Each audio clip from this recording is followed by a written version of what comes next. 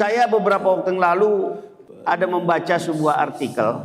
Walaupun ini artikel ini ditulis oleh seorang ustadz, yang ustadz itu bukan ustadz yang terkenal, tetapi dia tulis berdasarkan sebuah pengalaman dia.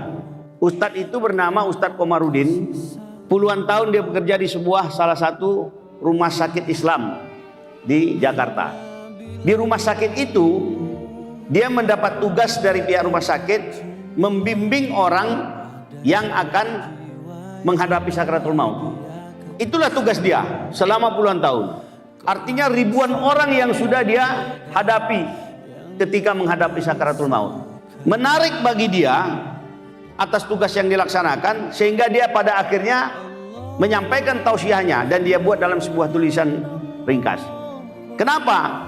Pengalaman yang dia dapatkan, dia mencoba mengambil survei kecil-kecilan. Dari 1000 orang yang dia ambil survei, ternyata hanya 7% yang mampu mengucapkan kalimat La ilaha illallah ketika Allah mencabut nyawanya.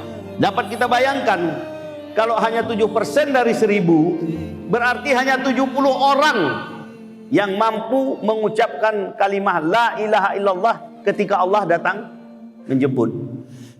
Dia cobalah mencari tahu pihak keluarga yang ditinggalkan. Dia coba mencari tahu apa amalan yang 7% ini. Rata-rata dia mendapatkan pada 5 amalan. Yang pertama, ketika dia tanya sama keluarga almarhumah, almarhum ini ketika masih hidup tidak pernah meninggalkan sholat berjamaah. Itu hasil survei dia. Rata-rata semua mengatakan itu di dalam hasil surveinya. Kemudian yang kedua, dia katakan almarhum itu ketika semasa hidupnya setiap hari selalu membaca Al-Quran, walaupun hanya 1 lembar. Tidak pernah tinggal dari membaca Al-Quran. Kemudian hasil survei dia yang ketiga, pihak keluarga itu mengatakan almarhumah itu semasa hidupnya selalu berimpak secara rutin dan istiqomah. Walaupun hanya 5.000, tetapi setiap hari pasti dia lakukan infak itu dan istiqomah. Kemudian yang keempat, rata-rata mereka menjawab almarhumah itu selalu menjaga untuk tidak masuk makanan-makanan yang batil ke dalam mulutnya. Artinya dia sangat menjaga kehalalan yang masuk ke dalam mulutnya.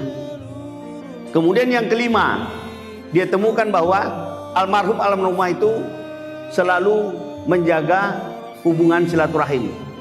5 hasil ini, makanya dia sampaikan dalam tausiahnya, kemudian dia tulis dalam sebuah artikel singkat.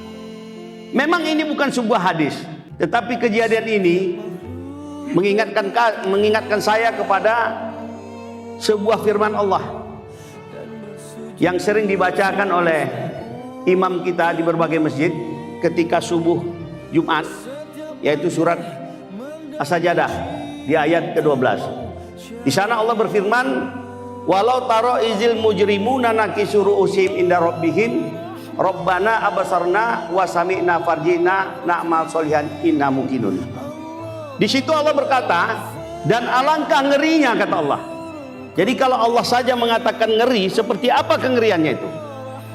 Jika kamu melihat, kata Allah, orang-orang yang berdosa itu di hadapan Tuhannya berkata, ya Tuhan kami sudah melihat dan kami sudah mendengar. Maka kembalikanlah kami ke dunia. Niscaya kami akan melakukan kebajikan.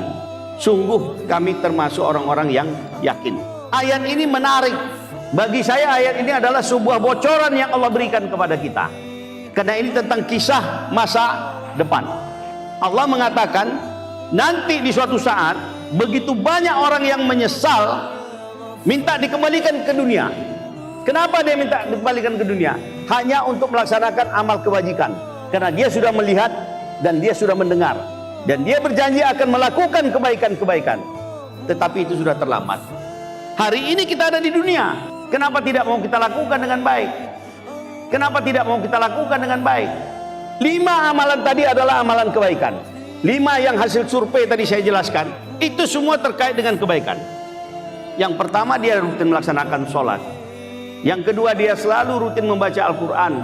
Yang ketiga, istiqomah, dia melaksanakan infak dan sedekah. Yang keempat, dia selalu menjaga terhadap hal-hal yang masuk ke dalam tubuhnya, bukan yang batil. Dan yang kelima, dia selalu menjaga silaturahim.